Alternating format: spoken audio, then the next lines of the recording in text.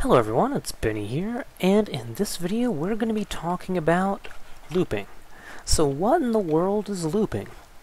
Looping is simply enough doing something over and over again for a certain number of times. And you might be wondering why on earth that would ever be useful, but believe it or not, it happens more often than you think. Like, let's say I'm playing a game of, let's say I'm playing Monopoly. And I get the board all set up, I get a couple people to play with, and then everyone takes a turn. Is the game over? Unless someone's really good, probably not. So, after that, what we do is we all take a turn again. And we would keep taking turns until the game is over. So there's an example of looping. We'd keep taking turns in Monopoly until somebody wins, however many times that happens to be. So that's one example of looping. Another example of looping would be, let's say, cooking. If I want to cook something, well, more or less, cooking is applying heat. So, and yeah, I know there's probably some chef really pissed off at me for simplifying it that much, but it's okay. It works for this purpose. So if I want to cook a chicken, I put it in the oven for about 10 seconds, take it out, and is it cooked? Yeah, probably not. I have to put it in the oven and apply heat in the oven for, a good, depending on the size of the chicken, it could go up to a couple of hours before the chicken is fully cooked. So yeah, so that's just a couple of examples of how looping would actually be. So let's get into looping in Java. So to start out with, let's talk about the for loop. Now, this is just one of two types, and the for loop is the type of loop where you're doing it a set number of times. You're performing whatever action you're doing over and over again a certain number of times. So, predictably, it starts with for, open things and closing, open parenthesis, closing parenthesis. And now, this is a little bit more complicated than the if statement. In fact, this is probably the single most complicated sort of parenthesis setup thing of all the basic Java statements, so get ready for this. First thing we do in a for loop is we declare a variable. We don't actually have to declare it, we have to assign to it, but it's usually declared. So I'm going to create an integer, I'm going to call it I. And I'm going to set I equal to 0. This is our iterator variable. This is a variable that's going to control however many times we're doing the loop. And there we go, we've created a variable. That's the first thing we need to do. And again, you need a semicolon because it's technically a full line of code. Now, next thing we need to do, we need a condition. If whatever that condition is met, then we exit out of the loop. So, if a condition is met, then we continue the loop. As soon as the condition is not met, then we exit out of the loop. So I want to keep this loop going as long as whatever variable I'm doing is less than 10. So there we go, that's another line of code. Final line of code is what do we do at the end of each time we complete the loop. So, in most cases, you'll just want to say, take the variable I, and set it equal to whatever I is, plus 1. And this way, you'll end up doing whatever you're doing, however many times you put in here.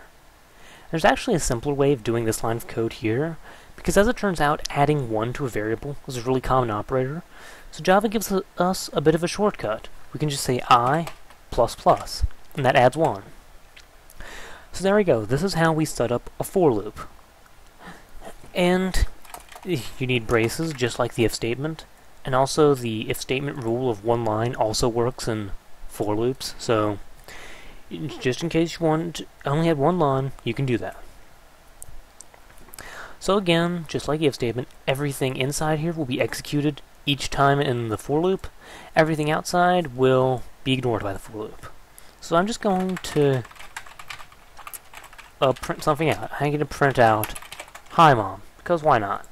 So that should print out hi mom 10 times. And if I count 1, 2, 3, 4, 5, 6, 7, 8, there's actually more up here. So 1, 2, 3, 4, 5, 6, 7, 8, 9, 10.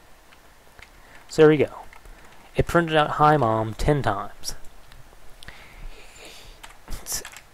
And these loops are actually really powerful. I know they look a little bit confusing, but for most cases you'll be setting it up exactly like this, and just this thing right here is pretty much the only thing that changes. There are a couple of cases where you do want to do this a little bit differently, but yeah.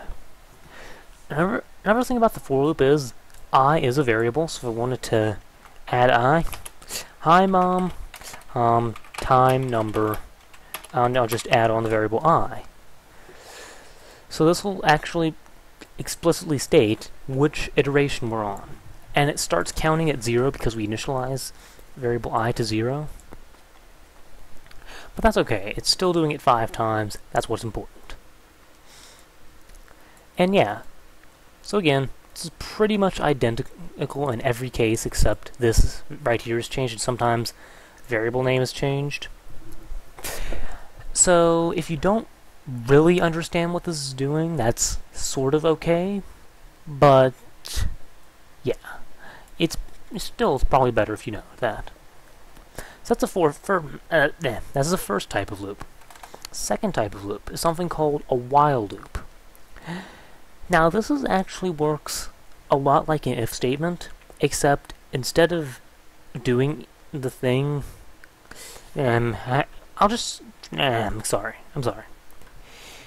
It's sort of like an if statement, except instead of executing the code only if the condition is met, it will execute the code and it will keep executing it over and over until the condition is not met.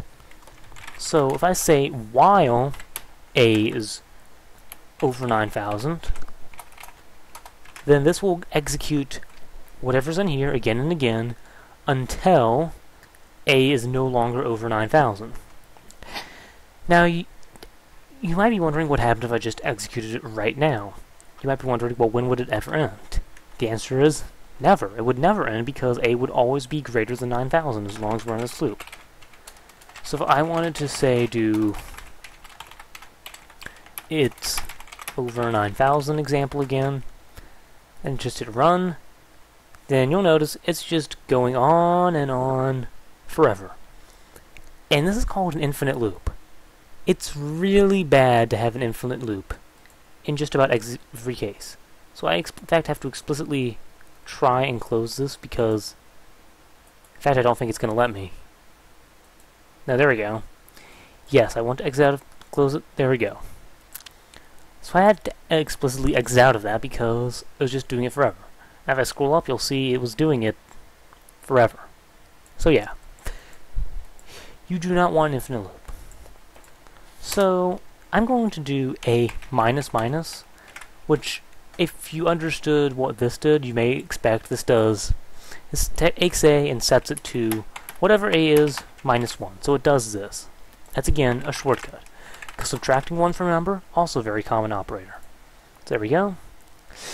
So now, as long as A is greater than 9,000, it'll print it's over 9,000, and then subtract 1 from A. So if I set A to 9,011, it will do this over and over. It'll do this code right here over and over again until A is no longer over 9,000. So there we go. Those are basic looping. This is the way looping works. And yeah. And just to quickly go over this again, because I'm sure there's a couple people still confused about it. First section, you're setting some variable to a value, and you can create the variable in here. Usually you do. So integer I is equal to 0. But if you want to do like int I here and then set I equal to 0, that also works. But for most part, you'll be creating the variable in there. You'll be setting I equal to 0. So you assign some variable, you didn't then test some condition, and then what are you doing with that variable after every iteration? And again, the condition can be anything, so you could do y as long as I is greater than 5.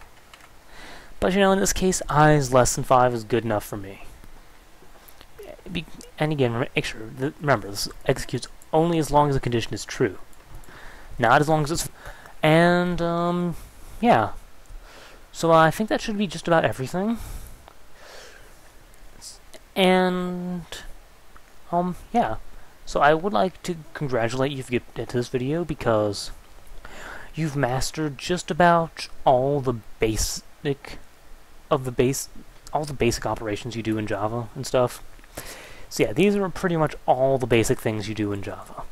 If you wanted to, you know pretty much everything you need to go out and create something absolute, just about anything you can possibly imagine.